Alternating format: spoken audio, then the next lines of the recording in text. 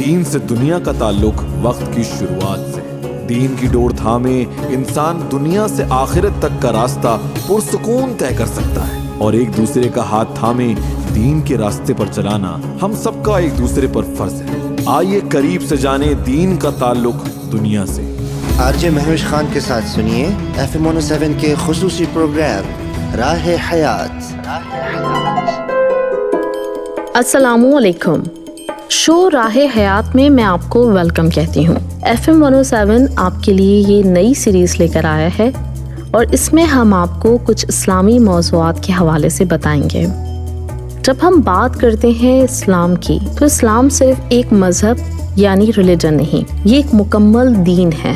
یہاں سب سے پہلے ہمیں مذہب اور دین کا فرق سمجھنا ہوگا۔ اگر ہم مذہب کہتے ہیں تو اس میں صرف ہمارے ریلیجس ریچولز یعنی عبادتیں آ جاتی ہیں، جبکہ دین ہماری زندگی کے ایک ایک معاملے کا احاطہ کرتا ہے۔ مذہب ایک انسان کا ذاتی معاملہ ہوتا ہے، اسی لیے آپ نے اکثر لوگوں کو یہ کہتے سنا ہوگا، میں فرائض پورے کروں نہ کروں کسی دوسرے کو کیا، یہ میرا ذاتی معاملہ ہے۔ ہمیں یقیناً دوسروں کے معاملات میں دخل اندازی کا حق بالکل نہیں۔ جب ہم دین کی بات کرتے ہیں تو دین ہمیں سکھاتا ہے کہ عبادتوں کے ساتھ ساتھ ہمارا لوگوں کے ساتھ معاملہ کیسا ہوگا۔ دین مکمل طور پر احاطہ کرتا ہے مذہبی فرائض، سماجی تعلقات، سیاست، سائنس، یہاں تک کہ ہمارے معاشی معاملات بھی اس کے اندر آ جاتے ہیں۔ تو اس شو راہ حیات یعنی اسلام ایک دین میں آپ کو انہی ہمارے روزمرہ کے معاملات کے بارے میں بتاؤں گی، جن کے بارے میں آپ نے یقیناً پہلے سنا ہوگا، آپ ان سے واقف بھی ہوں گے، مگر ہو سکتا ہے کہ ان کی اہمیت کو آج سے پہلے آپ نے اس طرح کبھی نہ سمجھا ہو۔ شروعات ہم کریں گے ارکان اسلام یعنی 5 پلرز آف اسلام سے، جن کے اوپر دین اسلام کی عمارت کھڑی ہے، اور یہ دراصل بنیاد یعنی دین کی فاؤنڈیشن ہے۔ اسلام کا پہلا رکن توحید ہے۔ توحید کے مطلب ہے یہ ماننا کہ اللہ ایک ہے، اس کے سوا کوئی معبود نہیں۔ اسلام قبول کرنے کی بنیادی شرط یہی ہے کہ انسان اپنے دل اور زبان سے اس بات کا اقرار کرے کہ نہیں کوئی معبود اللہ کے سوا، اور محمد صلی اللہ علیہ وسلم اس کے آخری رسول ہیں۔ اس کو ہم شہادت یعنی گواہی دینا بھی کہتے ہیں۔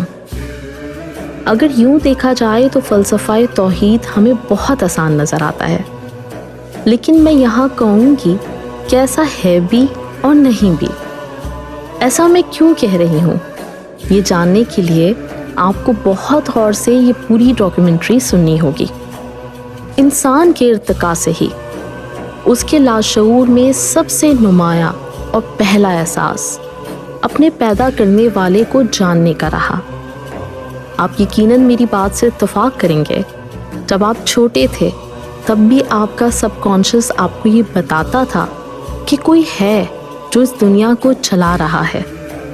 آسمان سے برستی بارش، سمندروں میں بڑھتا پانی، مختلف رنگوں کے پھول پودے، افق پہ پھیلے انگنت ستارے، سورج کا صبح نکل کے چاند کو چھپا دینا، اور پھر دن کے اختتام پہ آہستہ آہستہ تاریکی کا چھا جانا، یہ سب کیسے ممکن ہے کہ خود بخود ہو رہا ہو؟ پھر آپ بھلے چنگے ہوتے ہیں اور اچانک بیمار ہو جاتے ہیں، پھر آپ کا جسم خود کو خود ہی انٹرنلی ہیل کر لیتا ہے، آپ کو تو پتہ بھی نہیں ہوتا کہ آپ کے جسم میں کیا چل رہا ہے۔ پھر یہ کون ہے جو آپ کو بیمار ہونے کے بعد شفا دیتا ہے؟ دنیا میں اربوں انسان ہیں، لیکن نہ صرف ان کی شکلیں ایک دوسرے سے مختلف ہیں، ان کی تو انگلیوں کی پورے بھی ایک دوسرے سے نہیں ملتی۔ تو یہ سب اتفاق تو نہیں ہو سکتا، یقیناً ان کو چلانے والی، بنانے والی کوئی ذات ہے۔ کوئی تو ہے جو نظام ہستی چلا رہا ہے،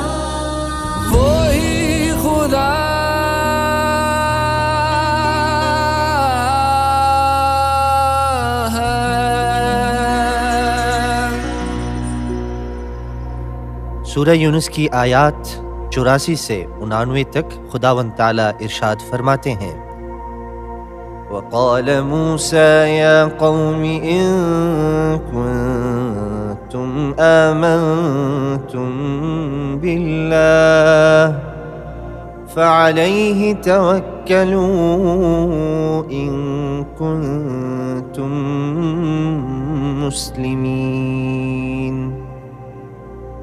اور موسیٰ نے کہا اے میری قوم، اگر تم واقعی اللہ پر ایمان لے آئے ہو تو پھر اسی پر بھروسہ کرو اگر تم فرمانبردار ہو۔ فَقَالُوا عَلَى اللَّهِ تَوَكَّلْنَا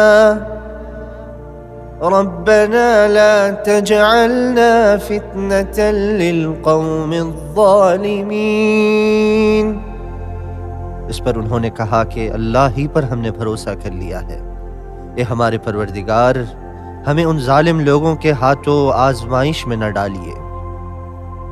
وَنَجِّنَا بِرَحْمَتِكَ مِنَ الْقَوْمِ الْكَافِرِينَ، اور اپنی رحمت سے ہمیں کافر قوم سے نجات دے دیجیے۔ وَأَوْحَيْنَا إِلَى مُوسَى وَأَخِيهِ أَن تَبَوَّآ لِقَوْمِكُمَا بِمِصْرَ بُيُوتًا وَاجْعَلُوا بُيُوتَكُمْ قِبْلَةً وَأَقِيمُوا الصَّلَاةَ وَبَشِّرِ الْمُؤْمِنِينَ۔ اور ہم نے موسیٰ اور ان کے بھائی پر وحی بھیجی کہ تم دونوں اپنی قوم کو مصر ہی کے گھروں میں بساؤ اور اپنے گھروں کو نماز کی جگہ بنا لو، اور اس طرح نماز قائم کرو اور ایمان لانے والوں کو خوشخبری دے دو۔ وقال موسى ربنا إنك آتيت فرعون وملأه زينة وأموالا في الحياة الدنيا ربنا ليضلوا عن سبيلك ربنا اطمس على أموالهم واشدد على قلوبهم فلا يؤمنوا حتى يروا العذاب الأليم۔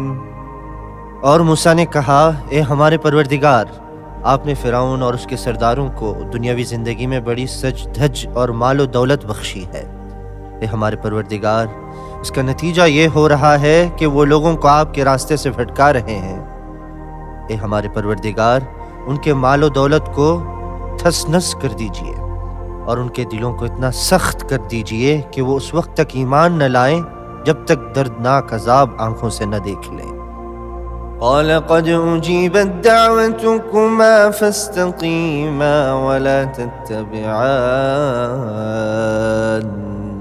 سبيل الذين لا يعلمون۔ اللہ نے فرمایا تمہاری دعا قبول کر لی گئی ہے، اب تم دونوں ثابت قدم رہو اور ان لوگوں کے پیچھے ہرگز نہ چلنا جو حقیقت سے ناواقف ہیں۔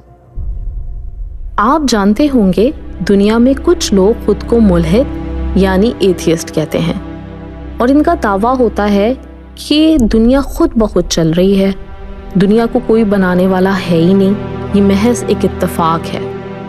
لیکن اگر آپ ان سے بات کریں تو ان کے پاس کوئی تسلی بخش جواب نہیں ہوتا، کوئی دلیل نہیں ہوتی، اور اس سے ثابت ہو جاتا ہے کہ ہر انسان کے سب کانشس میں اپنے بنانے والے کا احساس موجود ہے ازل سے۔ اللہ تعالیٰ قرآن پاک کی سورہ اعراف کی آیت نمبر 72 میں ہمیں ایک واقعے کے بارے میں بتاتے ہیں جس کا میری اور آپ کی آج کی زندگی سے بہت گہرا تعلق ہے۔ اور یاد کرو جب تمہارے رب نے بنی آدم کی پشتوں سے اولاد کو نکالا اور انہیں ان کی جانوں پر گواہ بنایا اور ان سے پوچھا کیا میں تمہارا رب نہیں؟ انہوں نے کہا ہاں، ہم گواہی دیتے ہیں کہ آپ ہی ہمارے رب ہیں، اور ہم نے یہ اس لیے کیا تاکہ قیامت کے دن تم یہ نہ کہہ سکو کہ ہم تو اس سے بے خبر تھے۔ اس واقعے کو ہم عہد الست کے نام سے جانتے ہیں۔ آج سے لاکھوں یا شاید کروڑوں سال پہلے ہمارے رب نے ہم سے یعنی ہماری ارواح سے یہ سوال کیا تھا جس کو اس دنیا میں آنے کے بعد مشیت الہی سے ہم بھول گئے، کیونکہ ہمارا رب چاہتا تھا کہ ہم اپنی عقل کی بنیاد پر اس کو پہچانیں، چاہے ہم مسلمان گھرانے میں ہی کیوں نہ پیدا ہوئے ہوں، پر اپنے خالق کو تلاشنا اور اس کو اپنی عقل سے تسلیم کرنا نہایت ضروری ہے، کیونکہ اس کے بعد ہی ہم جان سکتے ہیں کہ اقرار توحید دراصل کتنی بڑی ذمہ داری اور کتنا اہم فلسفہ ہے۔ ابتدائی اسلام میں رونما ہونے والا ایک قصہ یقیناً آپ نے سنا ہوگا، جب مکہ کی گلیوں میں مؤذن اسلام حضرت بلال رضی اللہ عنہ کو گھسیٹا جاتا تھا، ان کے سینے پہ بھاری پتھر رکھ کر تپتی ہوئی زمین پر اذیت دی جاتی اور ان سے مطالبہ کیا جاتا کہ ہمارے خداؤں کو مان لو، اور وہ جواب میں باوجود نقاہت اور انتہائی تکلیف کے مضبوط لہجے میں کہتے آہت آہت، یعنی میرا رب ایک ہے، میرا رب ایک ہے۔ یہ اسی لیے تھا کیونکہ انہوں نے رب کائنات کو صحیح معنوں میں پہچان لیا تھا۔ دنیا کی کوئی سختی، کوئی طاقت انہیں ان کے ایمان سے غافل کرنے میں کامیاب نہیں ہو سکتی تھی۔ سورہ بقرہ کی پہلی 3 آیات میں خداوند تعالیٰ کا ارشاد ہے، الف لام میم ذلك الكتاب لا ريب فيه هدى للمتقين الذين يؤمنون بالغيب ويقيمون الصلاة ومما رزقناهم ينفقون۔ الف لام میم، یہ کتاب ایسی ہے کہ اس میں کوئی شک نہیں، یہ ہدایت ہے ان ڈر رکھنے والوں کے لیے جو بے دیکھی چیزوں پر ایمان لاتے ہیں اور نماز قائم کرتے ہیں، اور جو کچھ ہم نے انہیں دیا ہے اس میں سے اللہ کی خوشنودی کے کاموں میں خرچ کرتے ہیں۔ تم سب کا معبود ایک ہی معبود ہے، اس کے سوا کوئی معبود نہیں، اور وہ بہت رحم کرنے والا اور نہایت مہربان ہے۔ بے شک وہ بہت مہربان ہے، اس نے ہمیں بے شمار نعمتوں سے نوازا، اپنا فضل تلاش کرنے کے لیے دن بنایا، آرام کے لیے رات دی، نہ دن رات سے پہلے آتا ہے اور نہ ہی رات دن پر چھا جاتی ہے۔ یہ یقیناً ایک بہت بڑا ثبوت ہے اللہ کی وحدانیت کا، کیونکہ اگر اس کائنات کو چلانے والے ایک سے زیادہ ہوتے تو دنیا کب کی تباہ ہو چکی ہوتی۔ ایک خدا کوئی فیصلہ کرتا، دوسرا کچھ اور کب کا سب تہس نہس ہو چکا ہوتا۔ قرآن پاک میں ارشاد ربانی ہے۔ سورہ قاف کی 6 آیت میں خداوند باری تعالیٰ کا ارشاد ہے، افلم ينظروا الى السماء فوقهم كيف بنيناها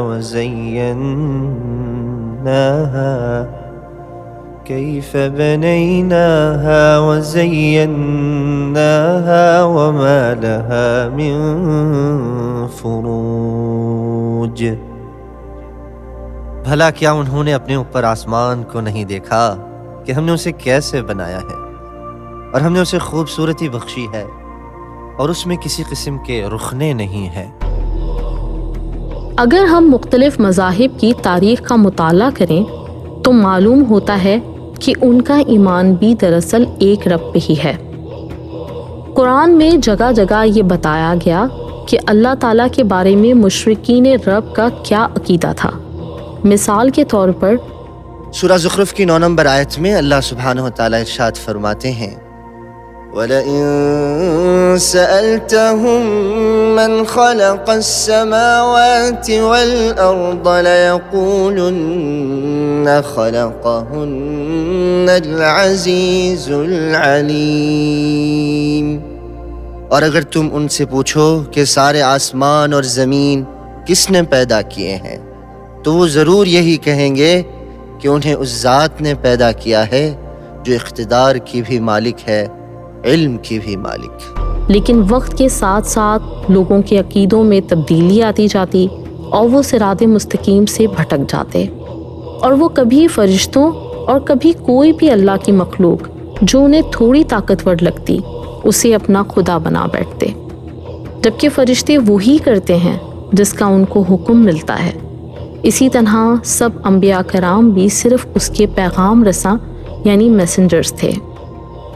سورہ انبیاء کی آیت رقم 25 میں خداوند تعالیٰ کا ارشاد ہے، وَمَا أَرْسَلْنَا مِن قَبْلِكَ مِن رَّسُولٍ إِلَّا نُوحِي إِلَيْهِ أَنَّهُ لَا إِلَٰهَ إِلَّا أَنَا فَاعْبُدُونِ۔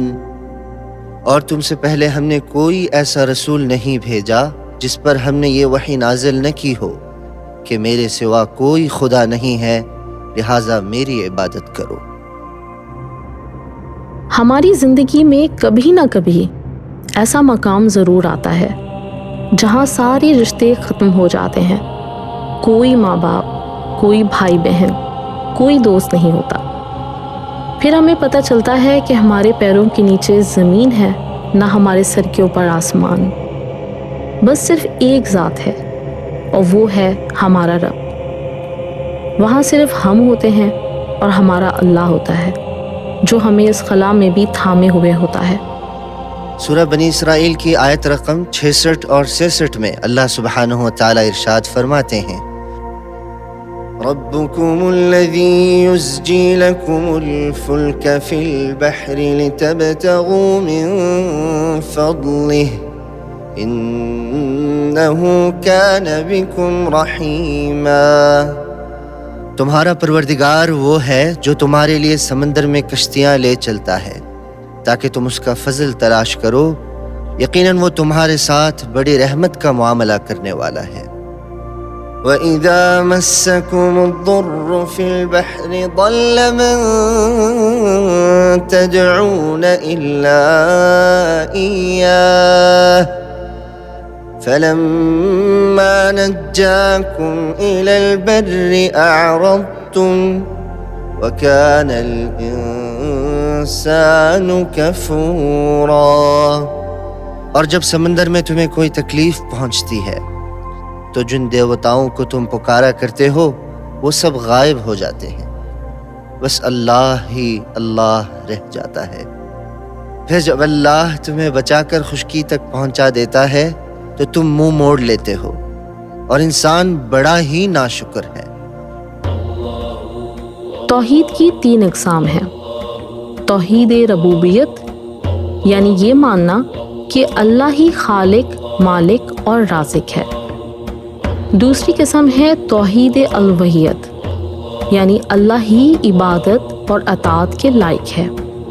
اور تیسری اور آخری قسم ہے توحید اسماء و صفات یعنی اس کے صفات میں اس کو یکتا مانا جائے، مثلاً وہ العلیم ہے، السمیع ہے، البصیر ہے، یا حی یا قیوم ہے۔ سورۃ الاعراف کی 180 نمبر آیت میں خداوند تعالیٰ کا ارشاد ہے، وَلِلَّهِ الْأَسْمَاءُ الْحُسْنَى فَادْعُوهُ بِهَا وَذَرُوا الَّذِينَ يُلْحِدُونَ فِي أَسْمَائِهِ سَيُجْزَوْنَ مَا كَانُوا يَعْمَلُونَ۔ اور اسماء حسنہ اچھے اچھے نام اللہ ہی کے ہیں، لہذا اس کو انہی ناموں سے پکارو، اور ان لوگوں کو چھوڑ دو جو اس کے ناموں میں ٹیڑھا راستہ اختیار کرتے ہیں، وہ جو کچھ کر رہے ہیں اس کا بدلہ انہیں دے دیا جائے گا۔ اللہ اپنی مخلوق پر بہت رحم کرنے والا ہے، وہ بڑے سے بڑا گناہ معاف کر دیتا ہے، لیکن ایک گناہ جو وہ کبھی معاف نہیں کرتا وہ گناہ ہے شرک، اس کی ذات میں، اس کی صفات میں، اس کی بادشاہت میں کسی اور کو شریک کرنا، یہ ناقابل معافی ہے۔ سوچیں کوئی شخص بہت بڑا کارنامہ انجام دے اور اس کا کریڈٹ کسی اور کو دے دیا جائے تو اسے کتنا غصہ آتا ہے، کتنا برا لگتا ہے۔ जबकि इंसान तो हकीकतन किसी न किसी पर डिपेंड ही करता है। ये सिर्फ अल्लाह है जो किसी का मोहताज नहीं। वो कैसे बर्दाश्त करे कि आप उसकी ज़ात में किसी और को शरीक कर रहे हों। सूरह यूनुस की 31वीं आयत में खुदावंद ताला का इरशाद है, कुल मन यरज़ुकुकुम मिनस समाई वल अर्दि अम्मन यमलिकुस समअ वल अबसार वमन युखरिजुल हय्य मिनल मय्यिति व युखरिजुल मय्यित मिनल हय्य वमन युदब्बिरुल अम्र फसयक़ूलून अल्लाह फ़क़ुल अफ़ला तत्तक़ून।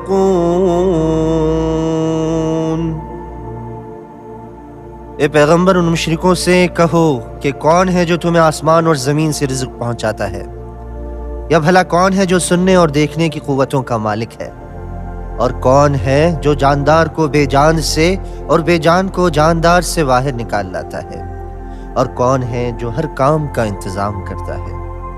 तो ये लोग कहेंगे कि अल्लाह। तो तुम उनसे कहो कि क्या फिर भी तुम अल्लाह से नहीं डरते। एक मर्तबा हुजूर अकरम सल्लल्लाहु अलैहि वसल्लम एक ग़ज़वा से वापस तशरीफ़ ला रहे थे। एक औरत अपने बच्चे को लेकर आपकी खिदमत में हाजिर हुई और बोली, या रसूल अल्लाह सल्लल्लाहु अलैहि वसल्लम, क्या अल्लाह अपनी मखलूक से इतनी ही मोहब्बत करता है जितनी एक माँ को अपनी औलाद से होती है। हमारे नबी सल्लल्लाहु अलैहि वसल्लम ने जवाब दिया, इससे भी ज़्यादा। इस पे वो औरत बोली, एक माँ तो अपनी औलाद को कभी आग में नहीं डाल सकती।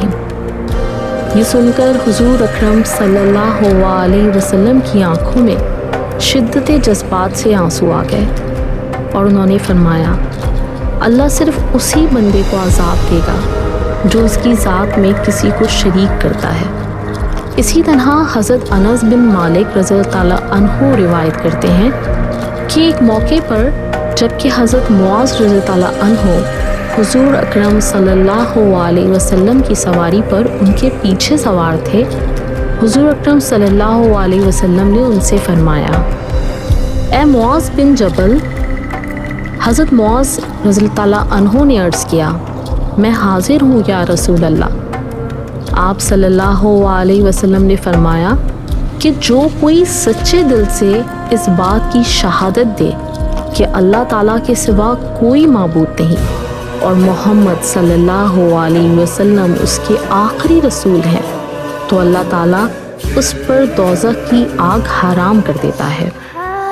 हज़रत मुआज़ रज़ियल्लाहु ताला अन्हु ने अर्ज़ किया, क्या मैं ये खुशखबरी लोगों को ना सुना दूँ?